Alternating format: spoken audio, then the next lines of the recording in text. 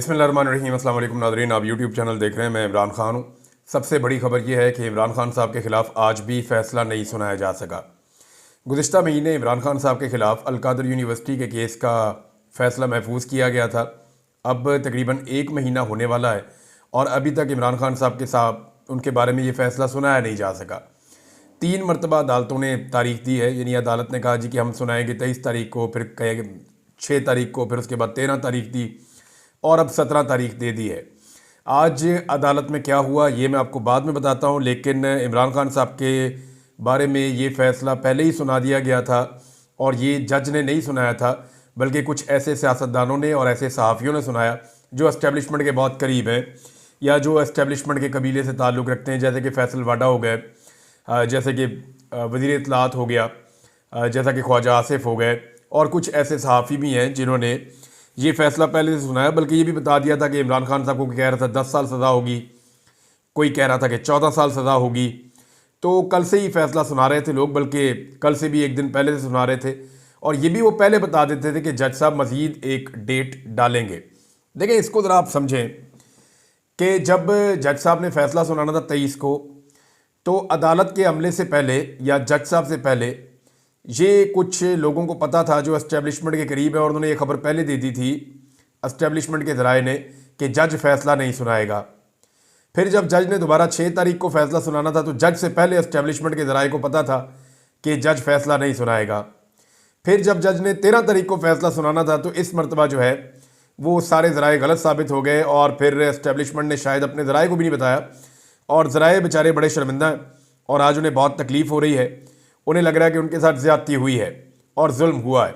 तो उन सारों को चाहिए कि जैसे कि शहबाज शरीफ ने फरमाया कि ऊ करके एहतजाज करें, तो जितने भी ज़राए हैं एस्टेब्लिशमेंट के, उन सबको ज़ोरदार तरीके से ऊ करना चाहिए, और जो उनको एक व्हाट्सएप ग्रुप मिला हुआ है उसके अंदर भी वो ऊ करें और वो बताएं जनाब कि आपकी खबर गलत साबित हुई और हमें बड़ी तकलीफ़ हो रही है। क्योंकि इमरान खान साहब के बुग्स के अंदर इन लोगों ने मिर्च और मसाले लगा लगा कर ये खबर सुनाई थी कि आज जज फ़ैसला सुनाएगा और ये फ़ैसला सुनाएगा। अदालत में क्या हुआ पहले वो आप देख लीजिए, जो इन्फॉर्मेशन मैंने गैदर की है। देखिए, मैंने जो पिछला वीलॉग आपको किया उसमें भी मैंने टाइम आपको बताया कि 11 बजे के करीब कोई ये फ़ैसला सुनाया जाएगा, यानी जब मैं ये वीलॉग कर रहा हूँ तो इसके चंद घंटे के बाद सुनाया जाएगा। तो ये खबर तो सबके पास थी कि फ़ैसला 11 बजे के करीब आएगा। तो जब एक केस का फ़ैसला 11 बजे आएगा तो लोग 10:30 बजे पहुँचना शुरू करेंगे। कोई 10 बजे पहुँचेगा, कोई 10:30 बजे पहुँचेगा, कोई 11:15 बजे पहुँचेगा। और इस तरह के जो फैसले होते हैं वो नॉर्मली हमने देखा है कि आधा घंटा 1 घंटा लेट भी हो जाते हैं। हमने सुप्रीम कोर्ट ऑफ पाकिस्तान, जिसका वक्त सबसे ज़्यादा कीमती होता है, वहाँ पे भी फैसले 1-1, 2-2 घंटे लेट होते हुए देखे हैं। मैं अपने अदालत के अंदर कोई 30 के करीब मुकदमात लड़ चुका हूँ गुज़िश्ता 3 साल में, तो मेरे अपने मुकदमात में भी बड़ा ताख़ीर होती रही है, बड़ा लेट फ़ैसला आता रहा है। बल्कि एक तो फ़ैसला मेरा ऐसा था कि जज साहब रख के बैठ गए थे महफूज करके, वो फ़ैसला आ ही नहीं रहा था जब तक कि मुझे दूसरे केस में गिरफ़्तार नहीं कर लिया गया। तो ये होता है, अदालत के अंदर ताख़ीर हो जाती है। लेकिन यहाँ पे जज साहब पहुँचे सुबह 8:30 बजे। कुछ लोग कहते हैं 8 बजे पहुँचे, लेकिन जज साहब के बकौल वो सुबह 8:30 बजे पहुँचे। अगर फ़ैसला 11 बजे था तो वो इतनी सुबह क्या लेने आए। दूसरा, इस बुनियाद के ऊपर जज साहब उठ के चले गए 11 बजे से पहले ही, यानी फ़ैसला सुनाने के वक्त से पहले जज ये फ़ैसला सुनाकर चले गए कि ये फ़ैसला मैं नहीं सुना रहा, मैं फिर एक और डेट दे रहा हूँ, अगली डेट पे मैं ये फ़ैसला सुनाऊंगा। तो अदालत का तो जनाब मजाक बन गया ना। अब पहली मरतबा तारीख में ये हो रहा है कि जो फ़ैसला सुनाने वाले हैं वो आगे आगे भाग रहे हैं, और जिसके खिलाफ फ़ैसला आ रहा है वो पीछे पीछे भाग रहा है, और वो ये कह रहा है सुनाओ फ़ैसला मेरे खिलाफ। इससे पहले भी तुमने सुनाए हैं, कालक अपने मुंह पे मली है और कालक अपने मुंह पे मलो, सुनाओ फ़ैसला मेरे खिलाफ। इमरान खान की बहनों ने जैसे चैलेंज किया, मैं आपको भी पढ़ के सुना देता हूँ। लेकिन जज साहब सुबह सुबह पहुँचे और पहुँचने के बाद जनाब उन्होंने बकौल उनके इमरान खान साहब को बुलाया। इमरान खान साहब नहीं आए, हालांकि 11 बजे फैसले का टाइम था, तो उन्हें 11 साढ़े 11 बजे तक इंतज़ार करना चाहिए था। अगर इमरान खान साहब मुकर्ररा वक्त पर ना आते जो बताया गया था तो सिचुएशन कुछ और होती है। और वैसे भी इमरान खान की गैर मौजूदगी में फ़ैसला सुनाने से क्या प्रॉब्लम है? फ़ैसला गैर मौजूदगी में सुनाया जा सकता है। मैंने कई लोगों से पूछा, उन्होंने कहा जी बिल्कुल कोई मसला नहीं है, इमरान खान साहब जेल के अंदर कैद है, बंद है, उनके खिलाफ फ़ैसला सुनाना कौन सा प्रॉब्लम है, सुनाया जा सकता था। क्योंकि बुशरा बीबी भी पेश नहीं हुई। अब बुशरा बीबी भी 10:30 बजे का जहन में रख के निकली कि मैं 11 बजे तक पहुंच जाऊंगी और जाके मैं भी फैसला सुन लूंगी। अब हसनैन हमारे एक जर्नलिस्ट हैं बड़े अच्छे, नया पाकिस्तान वाले, उन्होंने जो रिपोर्ट किया, उन्होंने कहा जी बुशरा बीबी तो अपना कपड़े लत्ते लेकर आई थी, बर्तन और सामान लेकर आई थी कि मुझे आज फैसला आ जाएगा और मेरे खिलाफ फैसला आना है अलकादर यूनिवर्सिटी केस का, तो मैंने तो इमरान खान के साथ जेल में बंद हो जाना है। लिहाजा वो अपना साजो सामान लेकर पहुंची थी कि मुझे जेल में बंद कर दिया जाएगा, लेकिन जब वो पहुंची तो उन्हें पता है कि जज ही निकल लिए, जज चले गए हैं, तो फिर वो बाहर से ही वापस चली गई। तो पाकिस्तान तहरीक इंसाफ के जो वहाँ पे लीडर्स थे वो भी, और इमरान खान साहब की जो फैमिली है वो भी, और जो वकला है वो सारे हमें हक्का बक्का नजर आए, परेशान नजर आए कि ये हुआ क्या है। यानी पहली मरतबा हो रहा है और ये तारीख का हिस्सा बन गया है कि इमरान खान की बहनें चैलेंज कर रही है कि हिम्मत है तो फैसला सुनाओ, इमरान खान के खिलाफ फैसला सुनाओ। मैं आपको उनका स्टेटमेंट पढ़ के देता हूं। बानी पीटीआई इमरान खान की बहन अलीमा खान ने कहा कि बानी नहीं बल्कि हुकूमत दबाव में है, अगर इनमें हिम्मत है तो 17 तारीख को सजा सुना दें। इमरान खान और बुशरा बीबी के खिलाफ अलकादर ट्रस्ट फैसला मौखर होने के बाद अडियाला जेल के बाहर उन्होंने गुफ्तगू की। अलीमा खान ने कहा कि डील का लफ्ज सुन सुनकर तंग आ गए हैं, जो वक्त हमें दिया गया था हम वक्त पर पहुंच गए। ये हुकूमत बहुत ज़्यादा दबाव में है क्योंकि दुनिया और पूरा पाकिस्तान सब देख रहा है। इमरान खान चाहते हैं कि केस का फैसला जल्दी हो ताकि दुनिया को पता चले। अलीमा खान ने कहा कि इमरान खान फैसला मौखर होने पर बिल्कुल खुश नहीं होंगे। इमरान खान तो खुद चाहते हैं कि अलकादर का फैसला जल्द हो जाए ताकि वो इसको हाई कोर्ट लेकर जाएं। इस वक्त इमरान खान नहीं बल्कि हुकूमत दबाव में है, आज भी फैसला सुनाने की ज़हमत नहीं की गई। अगर इनमें हिम्मत है तो इमरान खान को 17 तारीख को सज़ा सुना दें। अलीमा खान ने मजीद कहा कि इमरान खान ने 2 मुतालबात किए थे। एक तो उन्होंने 9 मई और 26 नवंबर की जुडिशल तहकीकात का मुतालबा किया था, और दूसरा इमरान खान साहब ने कहा जो बेगुनाह कैदी हैं उनको छोड़ा जाए, जो अंडर ट्रायल है उनको आज़ाद किया जाए, सियासी कैदियों को। उन्होंने कहा जी अब 17 तारीख का भी इंतज़ार कर लेते हैं कि क्या फ़ैसला सुनाते हैं। ये जनाब उनका मौक़िफ़ है। जबकि बैरिस्टर गौहर जो चेयरमैन पाकिस्तान तहरीक इंसाफ हैं वो ये कहते हैं जज साहब ने अपनी मर्जी से फैसला मौखर किया, ये किसी डील का नतीजा नहीं है। और सलमान अकरम राजा ने कहा कि डील का तासुर गलत है, अलकादर केस का हुकूमत के साथ मुज़ाकरात से कोई ताल्लुक नहीं है। और बैरिस्टर गौहर ने मीडिया को बताया कि हम आज अडियाला जेल में इस इंतज़ार में बैठे थे, लेकिन अदालत के अमले ने हमें बताया कि अब फैसला 17 जनवरी को सुनाया जाएगा। हमारे साथ ट्रायल कोर्ट का ये रवैया गैर मुनासिब है। अच्छा, 2 तरह की खबरें। वो कह रहे हैं जी हम तो बैठे हुए थे अदालत के अंदर और अदालती अमले ने कहा जी 17 तारीख को फैसला सुनाएंगे। अब इनके बयान से ऐसा लगता है कि शायद जज साहब इनके मत्थे ही नहीं लगे। अब जज साहब कहीं बैठे हुए थे और वो इंतजार कर रहे थे इमरान खान साहब का, बकौल उनके या हुकूमती जो तर्जुमान है उनके।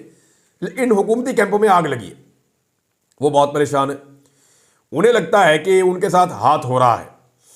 अब असल मामला क्या है वो मैं आपको बाद में बताता हूँ, लेकिन अगर सीरतुन नबी पे एक यूनिवर्सिटी या तालीमी अदारा बनने पर इमरान खान साहब के खिलाफ फैसला हो जाए और उन्हें सजा हो जाए तो इसको तो उन्हें एक सआदत ही समझना चाहिए। और मुझे लगता है कि इमरान खान साहब ऐसा ही सोच रहे होंगे कि मैंने तो एक यूनिवर्सिटी बनाई नबी अकरम सल्लल्लाहु अलैहि वसल्लम की सीरत को तलबा को पढ़ाने के लिए, तो अगर इसके नतीजे में मुझे कोई सज़ा हो जाती है तो ये तो एक सआदत है, और इसके अलावा और क्या हो सकती है। तो मुझे नहीं लगता कि इमरान खान इसको लेकर ज़्यादा परेशान हो गए इससे पहले। और हुकूमत ये जानती है, एस्टेब्लिशमेंट ज़्यादा बेहतर तरीके से जानती है कि इस फैसले का नुकसान क्या होगा।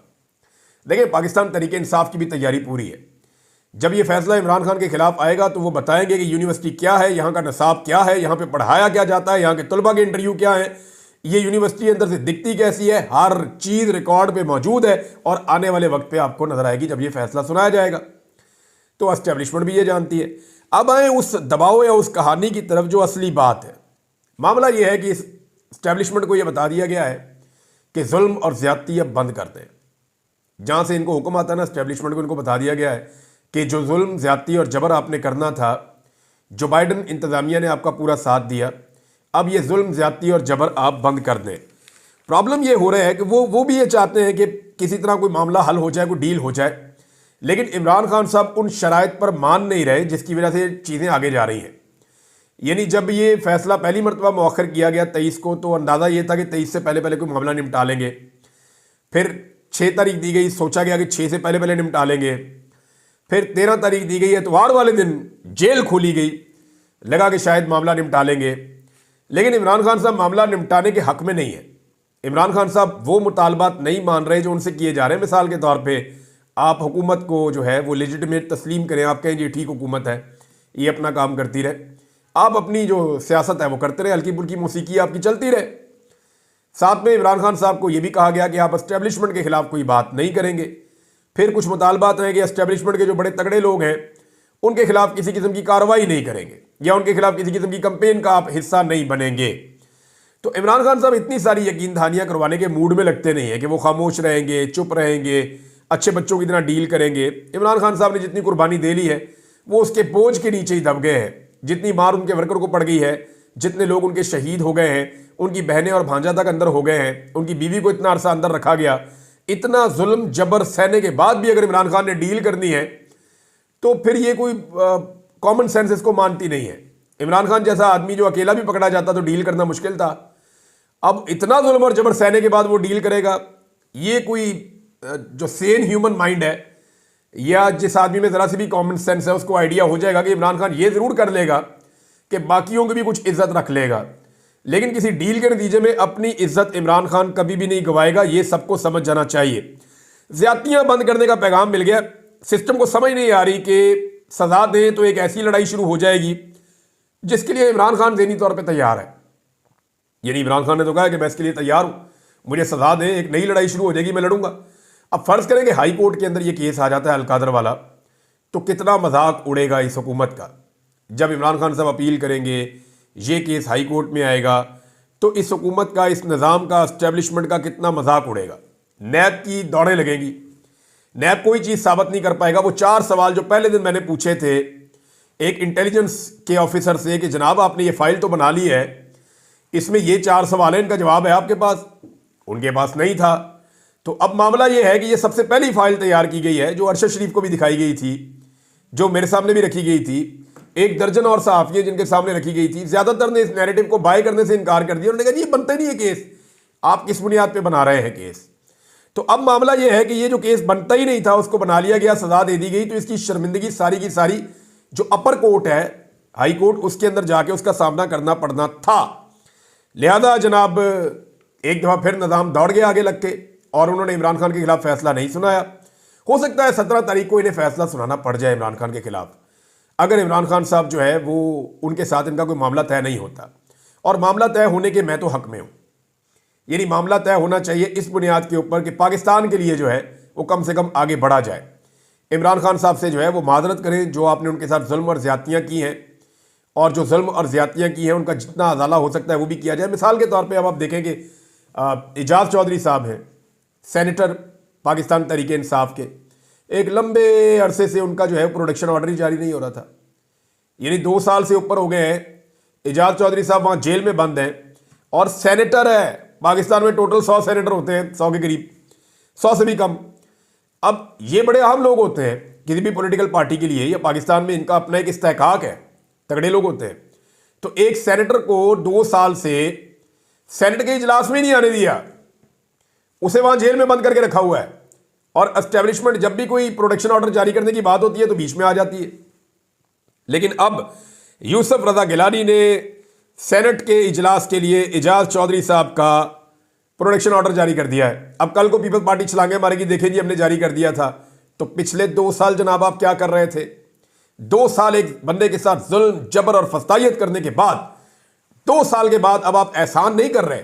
एक्चुअली आपको समझ आ गई है कि आप डंडे के साथ, डंडे वाली जमहूरियत नहीं चला सकते।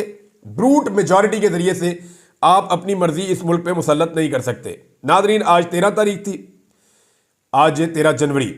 13 जनवरी को 1 साल पहले काजी फायद ईसा ने पाकिस्तान तहरीके इंसाफ से बल्ले का निशान छीना था, और बड़ी जल्दी जल्दी में छीना था क्योंकि इलेक्शन बहुत करीब आ गया था। तो काजी फायद ईसा को टारगेट था कि आपने इलेक्शन भी होने देना है मुल्क में, इमरान खान को जीतने भी नहीं देना, इनका बल्ले का निशान भी छीन लो, इनको बेयारो मददगार करके सारे रल के मारेंगे। तो काजी फायद ईसा ने बदतरीन सहूलतकारी की थी, लेकिन उसके बावजूद पाकिस्तान तहरीके इंसाफ ने कोई 180 से ज़्यादा नशस्तें कौमी असम्बली की सिर्फ जीत ली थी, और 3 सूबों में उन्होंने स्ट्रेट अवे अपनी हुकूमत बना ली थी। लेकिन उसके बाद जो धांधला हुआ फार्म 47 की सूरत में, वो पूरे पाकिस्तान ने देखा कि कैसे जो है वो फौरी तौर पे सिस्टम बंद किया गया, नताइज रोके गए। फिर जो बड़े बड़े सियासतदान, उनको बुलाया गया मखसूस जगह पे, उनको बिठाया गया। चीफ इलेक्शन कमिश्नर जो है वो बीच में से गायब हो जाता है, निकल जाता है, फिर वो वापस आता है तो नए तरीके के नताइज आना शुरू होते हैं चंद घंटों के बाद, और फिर फार्म 47 जाली जारी होना शुरू हो जाते हैं। उन जाली फार्म 47 के नतीजे में पूरे के पूरे नताइज बदल जाते हैं और 17-18 सीटों वाला जो है प्राइम मिनिस्टर ऑफ पाकिस्तान बना दिया जाता है इस मुल्क का। ये उस मुल्क की बदकिस्मती है। तो 13 जनवरी को कादी फायद ईसा साहब ने वो स्या फैसला किया था जिसके बाद जुल्म जबर फस्तायत का एक जबर एक्शन हुआ इस मुल्क में। इलेक्शन नहीं हुआ, जबर एक्शन हुआ इस मुल्क में। और पाकिस्तान की एस्टेब्लिशमेंट और पाकिस्तान की मौजूदा सियासी जमातें जो पीडीएम की हैं, इन्होंने उसके अंदर एक भरपूर गंदा किरदार अदा किया। पाकिस्तान की अदलिया का किरदार भी एक बड़ा अजीब किरदार है। ब्यूरोक्रेट्स का खासतौर पे आरओज ने बड़ा गंद मारा। लेकिन ये सारे लोग मुजरिम हैं इस कौम के और ये लोग, इनको याद रखेगी ये कौम, आने वाली नस्लें भी इनको याद रखेंगी कि इन्होंने पाकिस्तान के कई साल ना सिर्फ ज़ाया किए बल्कि पाकिस्तान की तारीख का बदतरीन और मुतनाज़ तरीन इलेक्शन करवाया। आज वो कायदी फायज ईसा जो चौड़ा होकर अपनी अदालत में बैठ के कहता था कि अगर आप किचन की गर्मी बर्दाश्त नहीं कर सकते तो निकल जाएं, आज ज़रा सी गर्मी है तो कादी फायद ईसा किसी को दिखाई भी नहीं दे रहा। वो कादी फायद ईसा आज पूरे पाकिस्तान में या पूरी दुनिया के अंदर कहीं पे मुंह दिखाने के लायक नहीं है। जो एक साल पहले तक जो है वो बहुत चौड़ा होके बड़ा जनाब अकड़ के सुप्रीम कोर्ट ऑफ पाकिस्तान में बैठ के अपनी मर्जी के फैसले सुनाया करता था। जिस दिन वो रिटायर हुआ उसके अगले दिन से लेकर अब तक पाकिस्तानियों ने उसको उसकी औकात दिखा दी है। तो कादी फायद ईसा की सूरत आपके सामने है। नाज़रीन, हुकूमत ने फौरी तौर पर मुज़ाकरात के अगले राउंड की जो है वो डेट जारी कर दी है। जैसे ही ये फैसला आया कि फैसला नहीं आ रहा, साथ ही हुकूमत एक्टिव हो गई और हुकूमत और पीटीआई के दरमियान मुज़ाकरात में पेशरफ। तीसरा इजलास 15 जनवरी को तलब कर लिया गया है। यानी 2 दिन बाद, परसों ये इजलास है 15 जनवरी को।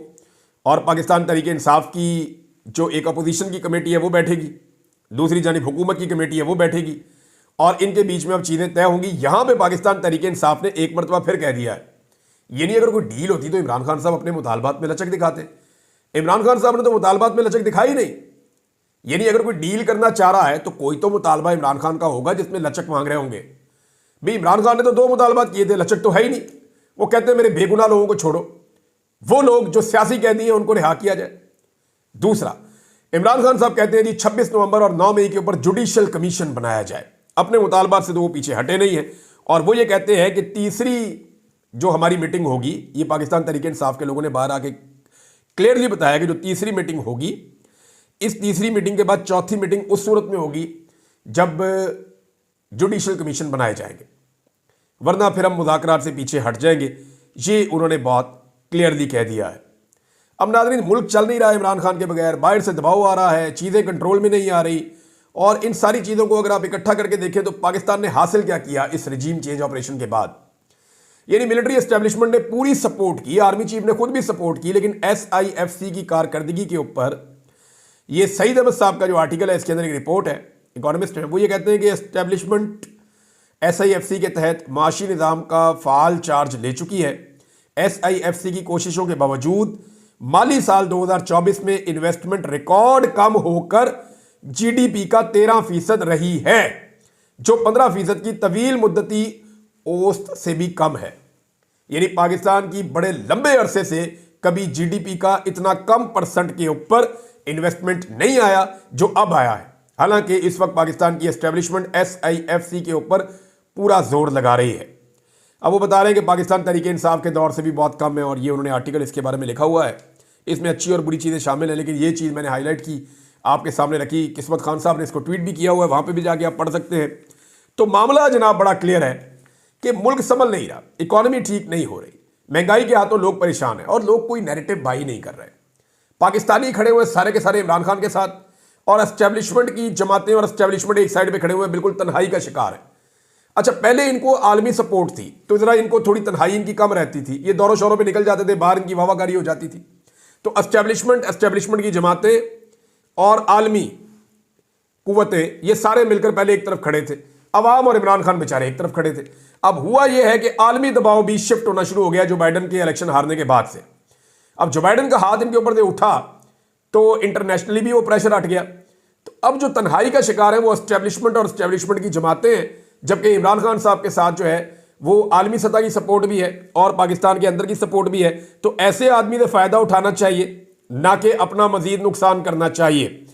एक और खबर है नाजरीन, और ये भी इंपॉर्टेंट खबर है, और ये आई है जनाब बरतानिया से। फैजान शेख साहब ने जनाब इसको रिपोर्ट किया है। वो ये कहते हैं कि इमरान खान के साथ होने वाली नाइंसाफियों और पाकिस्तान में जारी बुनियादी इंसानी हकूक़ की खिलाफ वर्जियों के खिलाफ बरतानवी नायब वज़ीर आज़म एंजेला रेनर को संगीन मामला से आगाह कर दिया गया है और आने वाले पार्लियामेंट्री ब्रीफिंग के लिए मदऊ भी कर दिया गया है और ये इम्कान है कि वो उस ब्रीफिंग के मौका पर मौजूद रहेंगी। ये नायब वज़ीर आज़म है बरतानिया की, तो ये भी पाकिस्तान के लिए, पाकिस्तान की एस्टेब्लिशमेंट के लिए स्पेशली एक बुरी खबर है। पाकिस्तान के लिए तो बहुत अच्छी खबर है कि पाकिस्तान में इंसानी हकूक़ की खिलाफ वर्जियाँ जो हैं वो बंद हों। और ये स्पेसिफिकली जो ये पार्लियामेंट्री ब्रीफिंग होने जा रही है परसों, ये इस हवाले से होने जा रही है कि पाकिस्तान में जो 26 नवंबर का कत्लेआम हुआ उसके पीछे कौन था, ये कैसे हुआ, बैकग्राउंड क्या है और पाकिस्तान में इंसानी हकूक़ की हालत क्या है, वो पूरी ब्रीफिंग दी जाएगी। और उसके बाद मुतालबात भी कुछ सामने रखे जाएंगे और जो स्पेशली एक मुतालबा है वो ये है कि जो लोग इस सारे जुल्म और ज़्यादती में मुलव्विस हैं उन लोगों के ऊपर, पाकिस्तान पे नहीं, उन लोगों के ऊपर पाबंदियां लगाई जाए, उनके वीज़े कैंसिल किए जाए, उनके ऊपर ट्रैवल पे पाबंदी लगाई जाए, उनके असासे मुंजमद किए जाएँ। अब तक के लिए इतना ही। अपना ख्याल रखिएगा, अपने इस चैनल का भी। अल्लाह हाफ़िज़।